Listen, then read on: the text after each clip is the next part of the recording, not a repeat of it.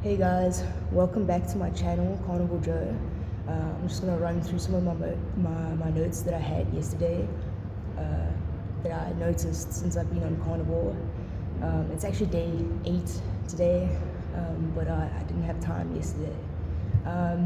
First note is, I fell asleep easily and I woke up easily at half past 5. My alarm went off at 5.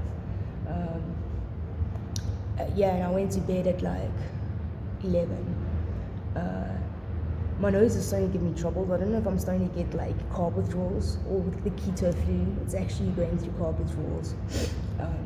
But I like, because like usually people that go carnivore from a carb heavy diet, they have like very harsh symptoms. But I've just been feeling really good. So I think it's because in the past I've gone keto on and off, and I also intermittent fast. So I've always tried to keep as low carb as possible, but I do fall off and stuff. So I think my body is finally like, time to withdraw. Yeah, because like it's been bothering me. My nose has been sniffling all day. ADHD, yes, keto versus carnivore. Yeah, there's slight differences between what I've experienced with having ADHD on keto and ADHD on carnivore. So far, I've been keto before for like months, so I have more experience with that, and I've only been full proper like strict carnivore for like 8 days now straight. And already I'm seeing more improvements on carnivore than I did keto. Like it would take me a month to get to the point that I am now on carnivore. I'm still distractible. Like people could, like I can still get distracted by loud noises and like things in my environment, but I don't get sent into anxious panic. That also happened on keto, but it took me longer to get there. It took me like I think a month and a bit before I started noticing my focus really like I can actually like do better now, you know. So hopefully if it's just 8 days on carnivore and I'm already like seeing a month of improvement on keto, what I would have had on keto, then I'm excited to see like how much more my improvement, my concentration, my ADHD symptoms get.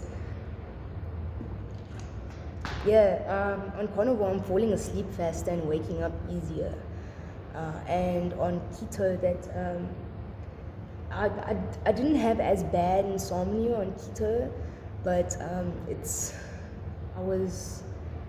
I still had periods of time where I just couldn't sleep at all. Like I was struggling to sleep. So on carnivore, like I'm struggling to stay awake if I try and stay up past like midnight. I'm really struggling, and if I fall asleep past midnight, I still wake up at 5.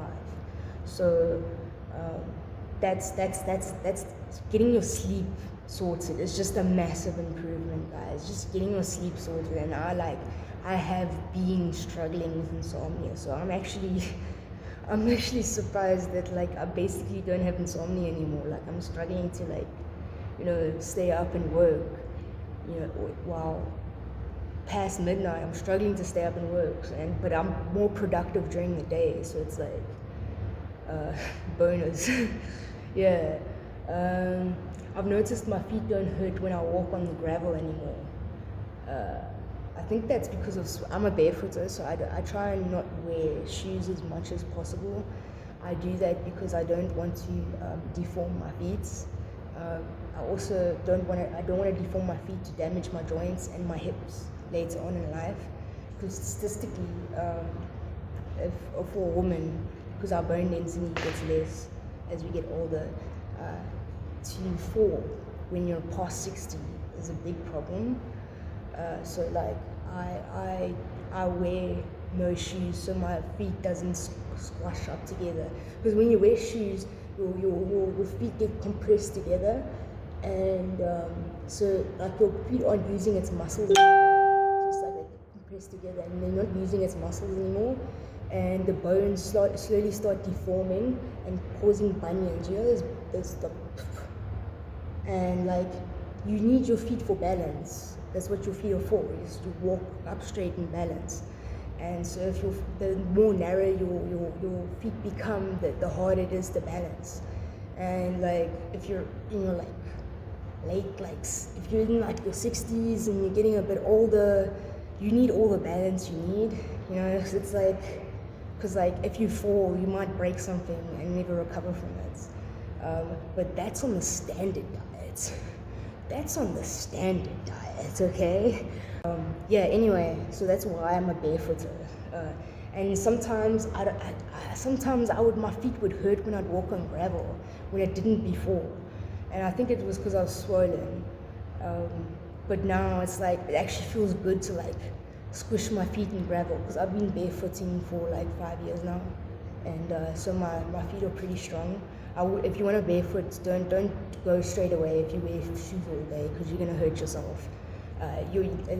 The feet the muscles and stuff in your bones, your feet needs to get stronger before you can like walk around barefoot all the time. You're gonna hurt yourself if you just go straight and do it.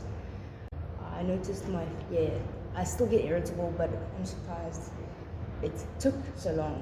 Yeah, I used to be such an irritable person. I still am, because like, and I don't mean to be, because you know, it's loud noises and things. But now I like get upset, but I'm not to the point that I feel like my reality is falling apart, you know. So it's like I'm like, oh, this irritated me. Okay, let's continue, you know. So it's like it's not as intense anymore, and it's like what triggers my irritation the most is my anxiety, and that's my note 6. Loud noises and constant noises trigger my anxiety, and when I get too anxious for too long, I get so angry. And I don't want to be an angry person, you know, because I don't want to take my frustrations and anger and things out on other people and stuff, you know. And usually when loud, because there's construction like literally outside my building, and it's been that way since the beginning of the year. And like this entire year, my anxiety's been triggered. You know, I don't know why loud noises like bother me so much, but but usually when I would get so overwhelmed with all these loud noises, I would literally like break down. I would literally like break down and cry, and sometimes I just sit in the corner, because like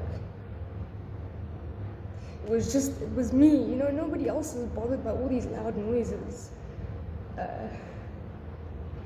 And then I'll get so angry, like why isn't anyone else either bothered by this like loudness, you know?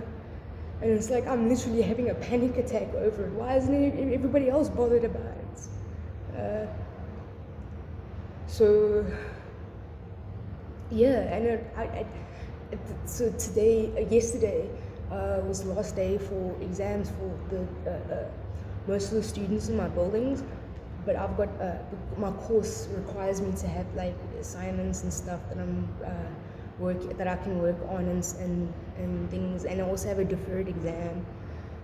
So I'm still working and stuff. So like that stress added, the construction and students like, you know, like excited exams are over and stuff. You know, walking in the passages and like, having fun and stuff, and like usually when that would happen, I would literally be in the corner somewhere, like trying to block my ears and crying because it's too much. And like, oh, I'm sorry for my building manager, because like I would be like messaging her the whole time, like because like I didn't know what else to do, you know. And like that anxiety turned into like extreme anger, you know. It's like, but yesterday I had the anxiety, and then I had the anger, but it wasn't so bad that I was in the corner crying and upset and not knowing how to calm myself down. So just like, oh yeah, I was surprised, you know, I wasn't breaking down, and I just went and took a hot shower to cool myself off, you know, and then I was okay. I moved down here to the study room where there isn't loud noises, and like it's quiet now because there's like not many students anymore. And yeah, I was still irritable. I still like messaged the building manager. Oh, I'm sorry if you're watching this. I'm sorry for all the gray hairs I've given you.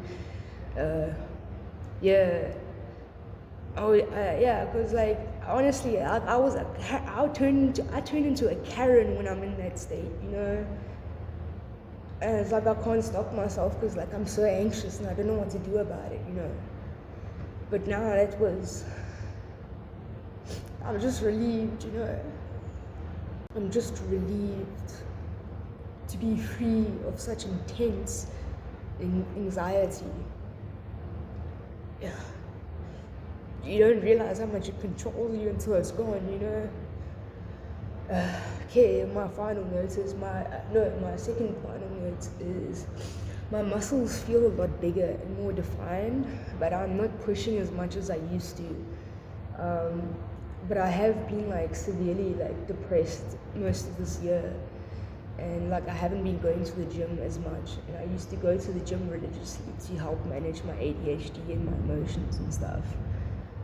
And once your routine goes out, people that have ADHD that watch this, you understand. Once your routine goes out, it's spirals. I was showering in the afternoon and I looked down at my thighs and I noticed my varicose veins. I was like, where are my varicose veins? And I went and like looked at my skin and I was like, oh, there they are.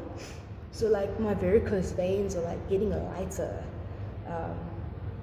which I wasn't expecting that because like I have these white patches on my sides of my skin that I'm hoping goes away because like I've heard other carnivores that their skin patches get better.